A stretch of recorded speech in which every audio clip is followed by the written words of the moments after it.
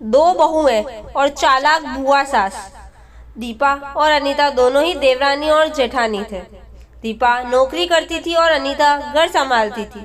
उनका परिवार बहुत बड़ा था, सास ससुर और उन दोनों के बच्चे, कुल मिलाकर घर में 10 लोग थे।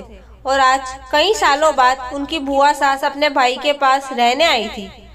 सुबह उठते ही बुआ जी ने देखा दीपा जल्दी जल्दी अपने काम निपटा रही थी। अनीता ने सबका नाश्ता बना लिया था, जिस नाश्ते को दीपा ने सबको परोस दिया।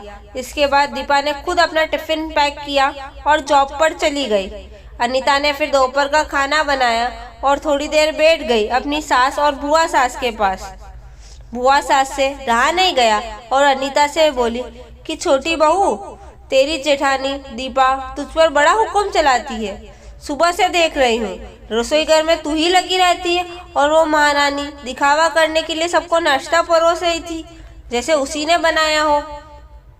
ये सुनते ही अनीता ने अपनी बुआ सास की तरफ देखा और बड़े प्यार से कहा, नहीं, ऐसी कोई बात नहीं है बुआ जी, दीपा बहुत ही अच्छी है। बुआ बोली, तू बहुत भोली है अनीता, पर मैं सब समझती हूँ, इतनी बूढ़ी में ऐसे ही नहीं हुई।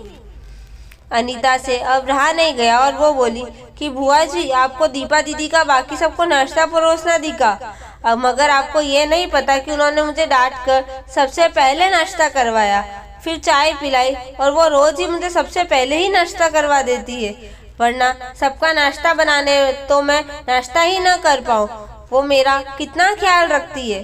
दो बहुएं और चालाक बुआ सास।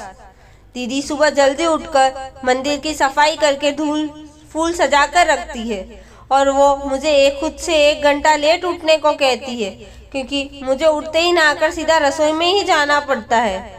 शाम को ऑफिस से आते वक्त दीदी बाजार से सब्जियां भी लेकर आती है, क्योंकि हमारे हस्बैंड रात को लेट हो जाते हैं और दीपा दीदी ने सासू माँ को बाजार जाने के लिए मना किया है, क्योंकि माँ जी अब 60 साल से ऊपर की हो चुकी है, कहीं बाजार जाते समय उन्हें तकलीफ ना हो जाए।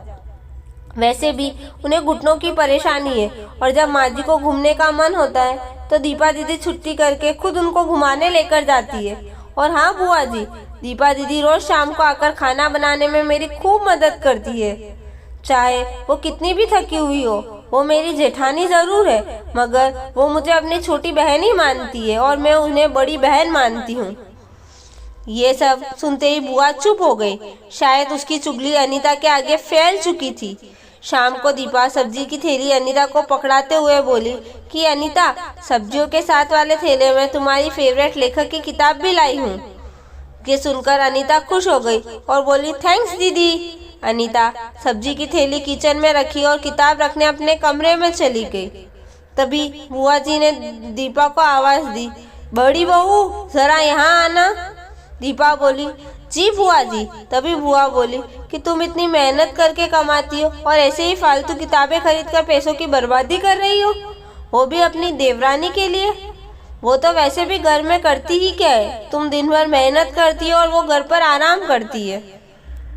इस बात पर दीपा मुस्कुराई और बोली, क्या बुआ जी, आराम? और अनीता, उसे तो कह कह कर आराम करवाना पड़ता है, सुबह से बेचारी लगी ही रहती है। किचन में सबकी अलग अलग पसंद, मेरे और उसके मिलकर 4 बच्चों का टिफिन सब वही करती है, फिर भी उसके चेहरे पर हमेशा एक सुंदर सी मुस्कान रहती है। सुबह की चाय पीने का भी समय नहीं रहता उसे, और जब दोपहर बच्चे आते हैं फिर उनका खाना, उनकी पढ़ाई सब वही तो देखती है। वो है, इसलिए मुझे बच्चों की चिंता भी नहीं रहती और मैं अपना पूरा ध्यान ऑफिस में लगा पाती हूँ। कुछ दिन पहले ही प्रमोशन मिला है। मम्मी पापा की दवाई कब खत्म हुई और कब लाना है, ये सब वही ध्यान रखती है। घर पर भी कभी कौन सा रिश्तेदार आता है, उनकी सेवा भी वही करती है। और बुआ जी, घर पर रहकर घर और बच्चे संभालना कोई छोटी बात नहीं। मेहमानों की भी आवभगत अनीता की बिना किसी शिकायत के करती है। उसे तो बस पढ़ने का ही शौक है।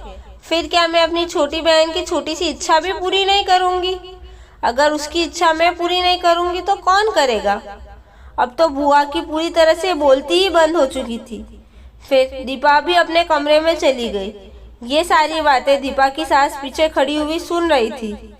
वो बुआ के पास आकर बोली कि जीजी, ये दोनों देवरानी जेठानी जरूर है, मगर इनका प्रेम 2 सगी बहनों से भी ज्यादा बढ़कर है। ये दोनों ही एक दूसरे का अधूरापन पूरा करती है। मेरे घर की मजबूत नींव है ये दोनों। पहले मैं भी एक बुरी सास थी और हमेशा ही मैं इनको लड़ाने की भी सोचती थी, लेकिन इनके प्रेम के आगे मैं भी पिघल गई।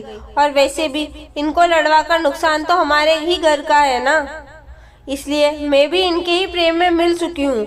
लेकिन ये बातें दीपा और अनीता की बुआ सास को समझ नहीं आई और वो मुंह घुमाकर अपने कमरे में चली गई, क्योंकि वो तो इनको लड़वाने के लिए आई थी। लेकिन दीपा और अनीता जैसी बहुओं के बीच दरार पैदा करना बिल्कुल नामुमकिन था।